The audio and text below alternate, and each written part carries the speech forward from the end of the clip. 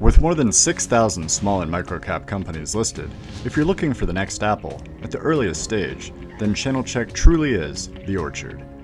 The listed companies support channelchek, so it's free for you, the potential investor, to gain access to institutional quality research from FINRA licensed analysts, advanced market data, industry reports, news, and a growing catalog of videos and webcasts. Make sure to subscribe to our YouTube channel and register for channelchek so you're always up to date on what's going on at the small and microcap data place.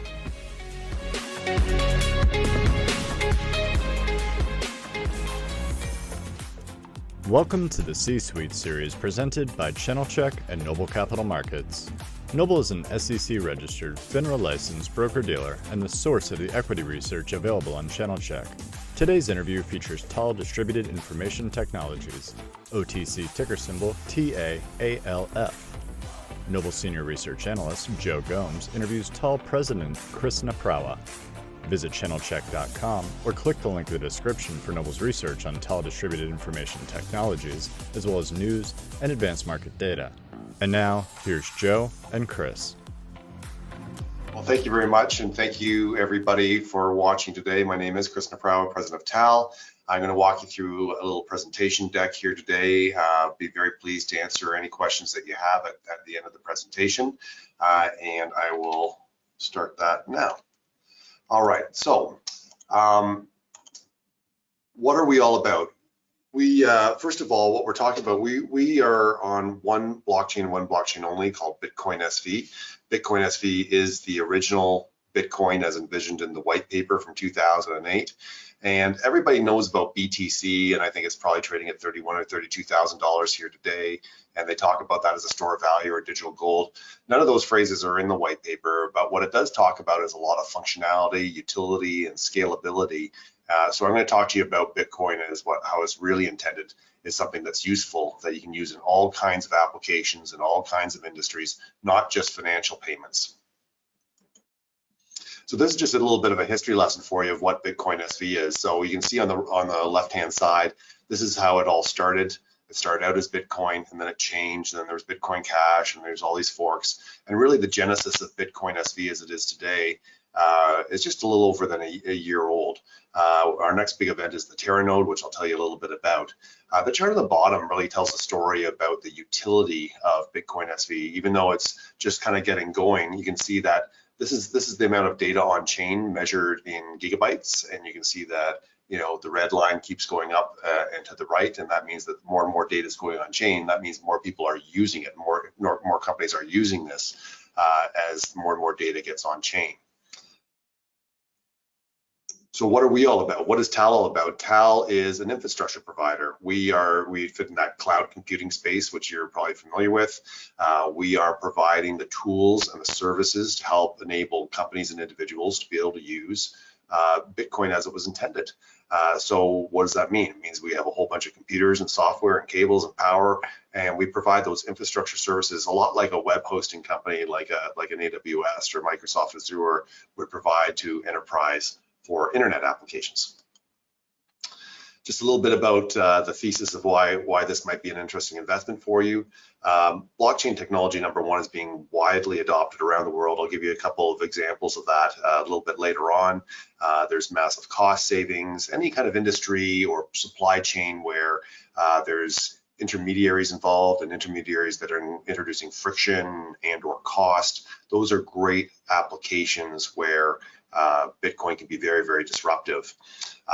We're a pure play on BitcoinSV, so there's not a lot of public companies in our space today. I'm sure there'll be many more as we go forward, but right now we are a pure play on BitcoinSV. Not only do we get transaction fees from that, we mine blocks, so we get Bitcoin reward, and we also try to keep as much BitcoinSV on the balance sheet as we can. We're not going to keep it all, but we're trying to keep as much as we can because there's real functionality and utility for keeping that. We've got great financial supporters. The company raised $40 million this year. We were profitable quarter in Q1. We'll report our Q2 numbers here in the next 4 or 5 weeks, and we've got some amazing backers. We also own all of our assets, so the software that runs all those machines, all those computers, we own that. It's called Orchestrator. We have a portal for our customers called TAAL Console. We are going to talk to you about some native tokens called STAs, and one of the most amazing things that we have is a application called What's on Chain, and I'll tell you a little bit about that. What's on Chain, you can go to whatsonchain.com, and it's a really great example of how you can see the internet actually in use, or the blockchain actually in use. You can see blocks as they're being formed, you can see data as being populated into the blocks, and you can see them being won as they go. But that's just a visualization of it. There's all kinds of tools and information in there. We're getting a lot of usage out of that. So what does that mean? It means developers and enterprise are using the application protocols in there to build other tools and to build other services around BitcoinSV. So don't take our word for it. Here's some great stats. I could share an hour worth of stats. You know, all the big companies in the world are all investigating blockchain, and they're trying to figure out how to use it. It's a lot like the internet was in about the mid 90s. You know, they've got this tremendous technology that's going to change the way we do kind of everything. And companies that don't figure out the opportunities and the risks are going to be left behind. So it's not just big financial institutions, it's all kinds of companies all over the place. So I'm not going to spend any time on this slide. I think a lot of people do understand kind of the basics of blockchain and how it works, but you know, everything that you know about BTC or Bitcoin is probably true for BSV. There's only 21 million coins. 18.8 have been mined already. There'll never be any more. Blocks come out every 10 minutes or so. There's about 144 blocks a day. All of that stuff is all the same. So we win blocks, we populate those blocks with data, and we publish them to the blockchain. That's what we do really, really well for clients. All the different applications that we've seen, those of you that seen me present before, we've talked about Unisat and supply chain, we've talked about casino gaming, we've talked about fintech like with Fabrique, but I'm going to give you a couple other examples here that are maybe fresh for guys that have seen us before. One of the most exciting companies that we're dealing with right now is called Crypto Fighters, and Crypto Fighters is they're making gaming in the metaverse. So right now, if you're a gamer, all your identity and all your loot and all the things that you have all exist within the game. Now think about your identity living on chain. And this is not just an application for gaming, but also for real life. And what CryptoFights is doing is they allow you to have that identity, and you can take that identity and your personality from game to game. And there's all kinds of applications that make that a very, very exciting prospect. You know, multiple games going on in the exact same environments, handicapping for professional type games where you can be absolutely sure that the person that you're playing against is actually that person, because once everything's on chain, it lives there forever. And they're doing that in a very clever way with NFTs and other things. So Crypto Fights is doing a lot of transactions on the BSV blockchain today, and we're proud to be partnering with them. Another company I just highlight as well that we're working with is called Tokenized. They definitely are in the financial space, and they're talking about tokenizing securities and other types of assets, smart contracts, very, very sophisticated stuff. And why are they using the BitcoinSV network? They're using it because it scales and it's very, very low cost. And anytime that we're talking about a protocol change like we are here with Bitcoin today, the protocol that scales, is the easiest to use, and costs the least, is probably going to be the one that wins. We talked a little bit on the top about what's on chain. This was an acquisition we made just over a year ago. It's an amazing application, and what's on chain is just really a blockchain explorer. The reason we're getting very excited about it now is because we're seeing that usage really go up. So people, are calling on the data that's in there for different types of applications. We're using it for some security applications right now, and then we own this 100%. It's a subsidiary. Well, it's an application that we own. It's no longer a subsidiary, and it's becoming very, very popular among developers and enterprises that are working on the BitcoinSV network. So if I only leave you two things about why BitcoinSV, It's about scale and cost. That's what it's really about. We can see on the chart on the right that our goal was to get to 50,000 transactions. At our recent CoinGeek conference, Steve Shatters from Enchain demonstrated on stage doing 70,000 transactions per second. And that's what the promise of this technology is that immense scalability with really, really low cost. Our costs, as you can see, are much less than a penny per transaction. That compares, upwards of around $10 with Bitcoin and Ethereum right now. So from a scalability standpoint, there's nothing really like it, and from a cost standpoint, there's nothing like it either. The BTC that everyone talks about, that trades at $32,000 today, maybe it can do 7 transactions a second. So that. There's no real usefulness to that. There's 2 big complaints around the world, and it's very, very topical these days with BTC, is that A, it's not very useful because you can't do any transactions, and it's an absolute energy hog.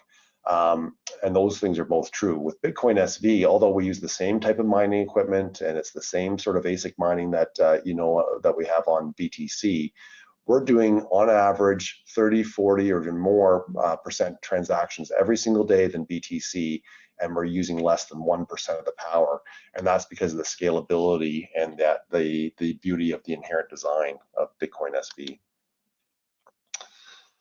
Transactions and blocks mined, that's easy to calculate. Anybody with a blockchain explorer like What's on Chain or others can look at this public blockchain and kind of figure out how many blocks we're winning every single day. And we're winning a lot. We're winning a tremendous amount of these blocks every single day. And what does that mean? It means we're starting to make more and more money.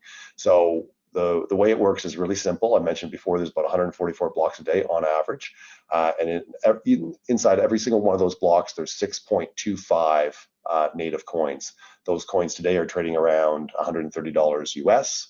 And like I said off the top, we're trying to keep as many of those as we can, because there's all kinds of applications in the future where it's going to be important for us to have that Bitcoin in treasury so that we can use it to incentivize, and we can split it up into tiny, tiny fractions of pieces and rewards for all kinds of applications in the future. So why do we think that BitcoinSV is something that we want to keep as well? Well, there is a model out there called Ethereum, and they've done an amazing job in building functionality and tools on their blockchain, and it's getting widely used. I think about $500 million US of transaction fees last year, and as people understood that there's real utility on that blockchain, it went up in value over time. And that's what we think might happen on BSV. It's not essential to our business plan, but it's something that would be nice to have. On the cap structure for investors out there, we have just under 36 million shares outstanding. We're well over 50% still insider owned, which is pretty rare for a public company these days. We've got about closer to 100,000 BSV on our balance sheet now. We raised $40 million this year, and so far so good. We're starting to make some money. Outside the insiders, we have probably 2 or 3 other large shareholders. So a valid complaint for the stock these days is it doesn't trade a lot of shares, and that's fair enough. But I think as we create more and more value and people start to understand what we're doing, with that liquidity will come. But in the meantime, we need all these good folks watching channelchek today to come and trade some shares and get this thing more liquid. Thank you, Chris. Very informative presentation. I am Joe Gomes, the Noble Capital Senior Analyst who covers TAAL. Here are the questions I selected from the audience, as well as a few of my own. You kind of stole my thunder for a second there on the electricity use, because I had a question. It's been in the news a lot lately, and given what we just saw, the power outage here, I know maybe there's a whole lot more Bitcoin miners up in Canada. But how do you respond to the questions on the use of electricity for mining? And you briefly mentioned the scalability as one of the advantages of the BSV network. And maybe you could give us a little more color on that. Sure. So there's a whole bunch of reasons, but block size is a major component. So if a block can only have 1 megabyte of data in it, you've got a lot of people trying to ram all that data into one block, and you can't fit a lot of transactions in there, and the blocks are going to come out every 10 minutes anyway. So with us, we don't have any limit to the block size. We mined a block recently that was almost 700 megabytes in size. I think you'll start to see us do gigabyte blocks on a regular basis. You know, every day we're doing 250 megabyte blocks, and so to put it really, really simply on power usage, once the network is turned on, once all the computers are turned on, whether the blocks are tiny or gigantic, we use the same amount of electricity. So as it scales, not only do the costs go down, but we're not consuming any more power really. So, you know, in the future, when we're doing trillions of transactions, yeah, we're going to use a little bit more power, but it's not going to be a linear effect like you see on the BTC network. So Bitcoin mining has become a very, very important issue. You saw the news out of China, and China shut down all the mining in China for the moment.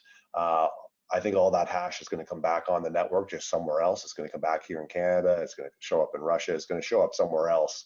And as that difficulty factor on the network increases, there's a positive correlation with price as well. So for those of you out there that are speculators, you know, I think you will see all that hash come back on, and as that difficulty rate goes up, the price will go up as well. Okay, thanks for that. You talked about the BSV price. You know, it's down to 128. You know, back kind of hitting the lows of a year ago. You know, at what price, you know, does it become non-economic to mine, or does the price not really matter at this point? It matters a bit. You know, we keep a very close eye on our margins at these levels. Our margins are somewhere in the 50% range at these levels. So, you know, it's still very economic for us to mine. And then you got to keep in mind that, you know, so mining is kind of like the base level of the business. And then on top of that is transactions. So whether there's no transactions or 16 million transactions in the block, it costs us about the same to mine it. So that's where the extra dimensional revenue and profitability comes in. So, you know, we're trying to build those tools and services that make it easy for application developers to put their application on chain and really drive that transactional economy. That's really what we're all about in the future. And every single month, putting out new tools, making it easier, signing up new clients, building our customer service to 24/7, all those things that people would expect from a cloud computing company. We're trying to do all that. And we're really about all the transactions. And by the way, the block reward does go away one day, right? That's inevitable. That's hard coded in the blockchain itself. So we had a halving last year, so that's how we got down to 6.25 native coins per block. In 2 more years, that's going to happen again. So the whole design was based to reward the miners for what they're doing, to build out that network, and then we live off transaction fees in the future. So speaking of the transaction fees, you know, how many clients do you have today? How many are actually doing transactions? You know, where do you think you'll be in 12 months with this business? Yeah, I think it's going to be some point in 2022 or 2023 where transaction revenues will overtake our block reward revenues. It's hard to be really precise about that. So much of it is just, you know, the popularity and adoption of these applications. But many of them are being built to scale massively. You know, if you start to think about the healthcare applications or supply chain applications, those are really, really big markets, and they are ripe for disruption, and blockchain makes a ton of sense for them. So hard to say. We haven't disclosed exactly how many customers we have today. I gave you examples of a few of those. I can tell you that we are signing up new customers all the time and working with them, and they're learning from us, and we're learning from them. Quite frankly, you know, the creativity out there and these ideas is just amazing, and it just does remind me so much of the mid '90s with the internet, and new ideas were coming up all the time. And you know, I try to tell people we're going to use Bitcoin for kind of everything, you know, in the future, and every man, woman, child on earth is going to use this. But in the meantime, there's some really smart developers working very, very hard to make those applications rock solid for scalability of the future. Can you talk a little bit more on the tools and services you're developing? You know, what's coming down the pike in terms of tools and services? Well, one of the ones that we've announced and we have trials going on right now is for our native token, our level 0 token called STAS. and there's all kinds of applications for that. It's very, very low cost. So, the broader market is this kind of tokenization of real world assets.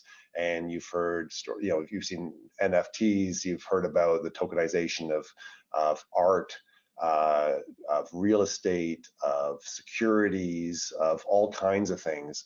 So when you think about your crypto wallet, a lot of people have a crypto wallet these days.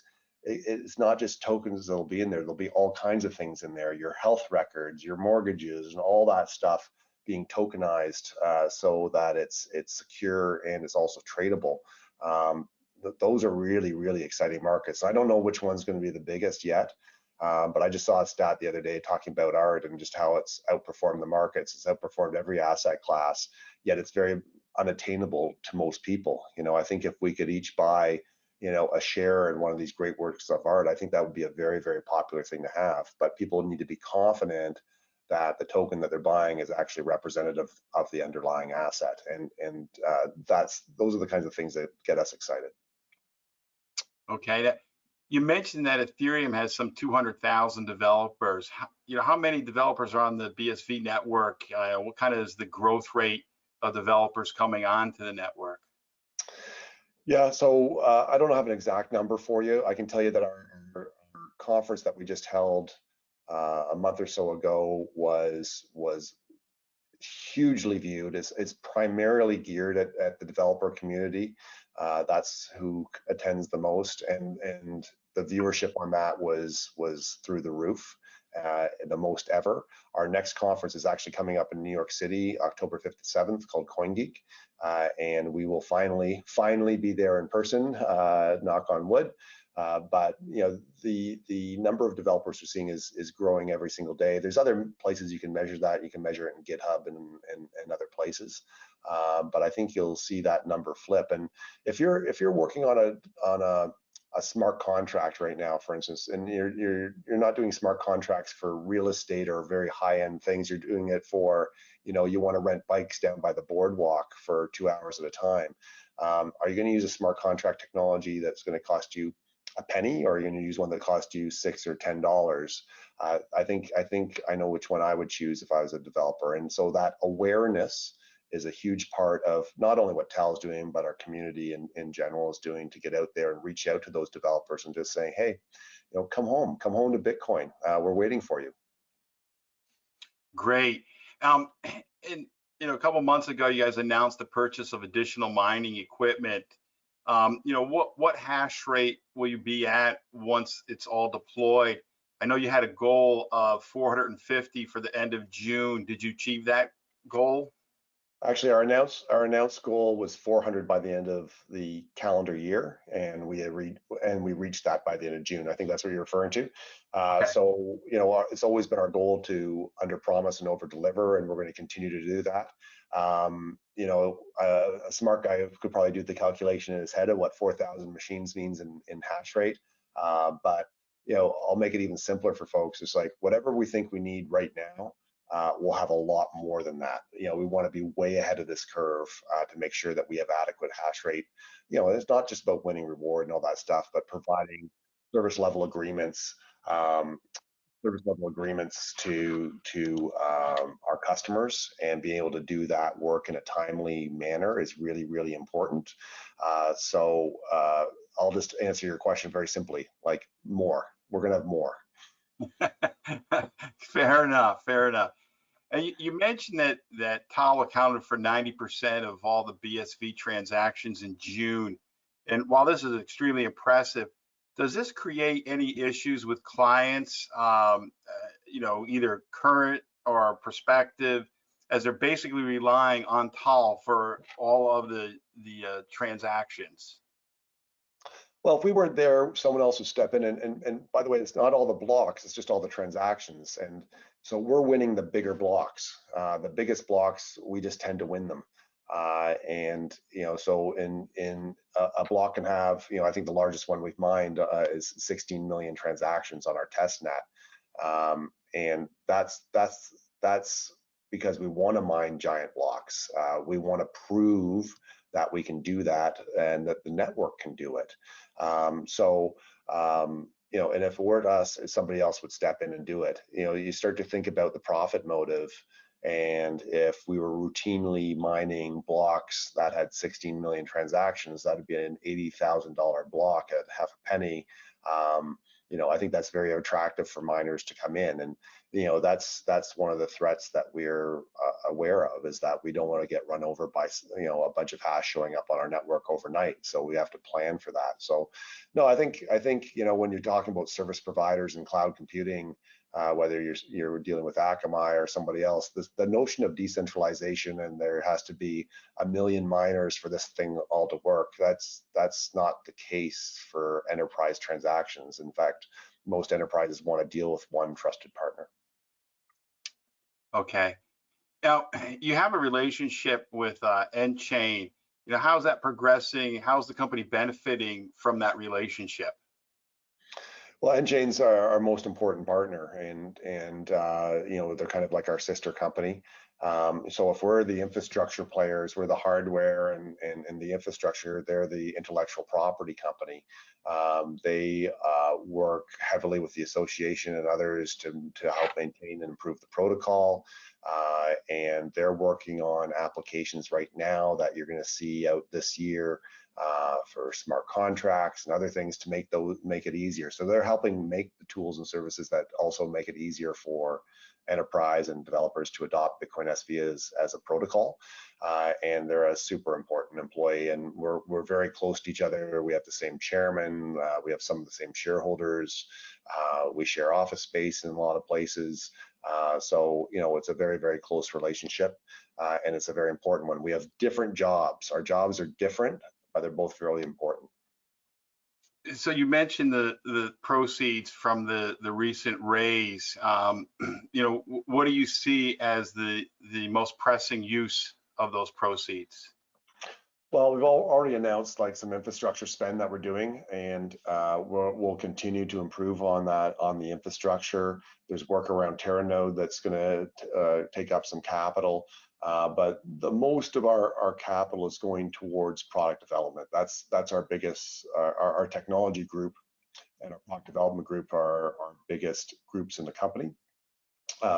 We still continue to hire into those groups, and you'll see things like, we already talked about STAS token, but analytics is going to be an important part of our product line in the future. Storage on and off chain is going to be an important part of our future. So, the design and then the ultimate coding of those products is, that's where we're going to spend our money. And hopefully we can continue to increase the top line such that, we're making money or very, very close to it as we do it, so that, the treasury stays robust. Great. Question from the audience, wanting to know, could you also do staking? We could, no, there's no reason for it. So proof of stake, proof of work is the absolute gold standard for pure peer-to-peer transactions. That's, it's out in the open, it's on an open blockchain. Proof of stake kind of introduces a third party back into the mix.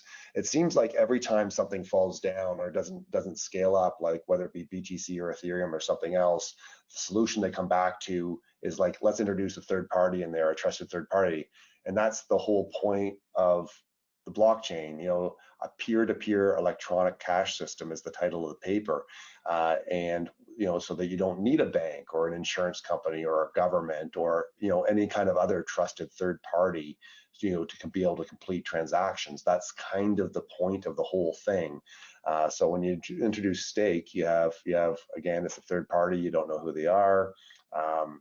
So I'm not saying that those applications don't work and they don't function. Like right now today, it works really well. I use my Visa card, it goes through Visa, it goes through the bank, and you and I can transact on things. But the kind of the point of the technology is that we don't need the third parties, and that cost and that egalitarian way of running the economy is, I think, what people really want. It's not supposed to be submersive. It's not supposed to be subversive. It's not supposed to be something that is outside the oversight of the regulators or the police. It's just supposed to be cheaper and easier for us to transact. That's what it's kind of about. Okay. Another one from the audience wanting to know, are there other competitors that could do the same as you do? Well, I think in any lucrative market, there's always going to be competitors, right? So, when we talk about services and tools, our services and tools have to be better. In the cloud computing space and the internet hosting space, anybody can do it, but a few companies emerged doing it a lot better. And they've done it better because they've made the customer experience excellent. They've made all the tools and services excellent. They've made it very, very affordable. Absolutely, others can do it. It's not like we have some sort of moat around our business that's impenetrable. But we're ahead of the game now. We're in a leadership position, and it's our job to invest wisely to maintain and increase that lead. So you recently had a press release about your support for the Bitcoin Association. I was wondering if you might give us a little more color on that. And also in the release there, you mentioned that the Bitcoin Association had talked about an attack on the BitcoinSV network. And I don't know if you could give us a little more color on that also. Sure, and I think they put out something even today. I don't think I got a chance to read it right before we came on today. There was an attack on the SV blockchain, and I think the Bitcoin Association did a good job in getting ahead of that and putting that information out, which was essentially a reorg. This, just to be clear, it wasn't an attack on TAAL or our network. It was on the chain itself, and that happened, I think, 2 or 3 times last week. To my knowledge, it has not happened again. And, it's a great example of the ecosystem and the community coming together to fix a problem. And so far, it feels like it's been fixed. And by the way, it was not isolated to BSV. The other chains, including Bitcoin Cash, were affected as well.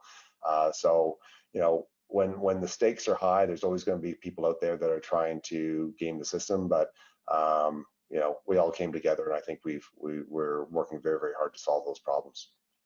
Thanks for the color on that, Chris. Now let's finish up with this question here. You guys recently announced that you're doing some support for the Bitcoin Association. I was wondering if you could provide some more color on that. And they also announced there was an attack on the BitcoinSV network. I was wondering if you give us some more detail on that. Yeah, sure. We did put out a press release in support of the Bitcoin Association, and last week I believe there was 2 or 3 instances of an attempted reorg on the blockchain. So, it was, a couple of things to point out. One, it's not an attack on TAAL. It was on the blockchain specifically, and to my knowledge, other chains were affected as well, including BCH.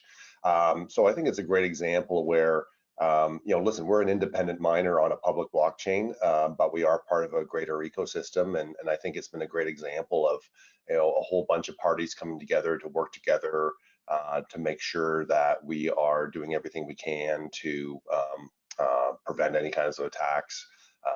To my knowledge, nothing was stolen or anything like that. Like, the blockchain inherently is a very, very secure piece of technology.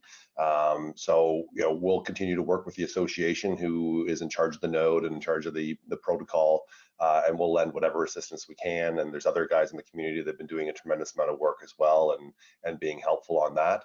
But it hasn't cost us any money or anything like that. Like, we're just in the background supporting it. Thank you for joining us for this virtual roadshow presentation brought to you by channelchek. View our YouTube channel for more video content, including C-suite interviews, virtual roadshows, and conference presentation replays. New content is added regularly, so subscribe below to stay up to date. Visit channelchek.com or click the link in the description to access equity research, news, and advanced market data on this and 6,000 other small and micro-cap companies.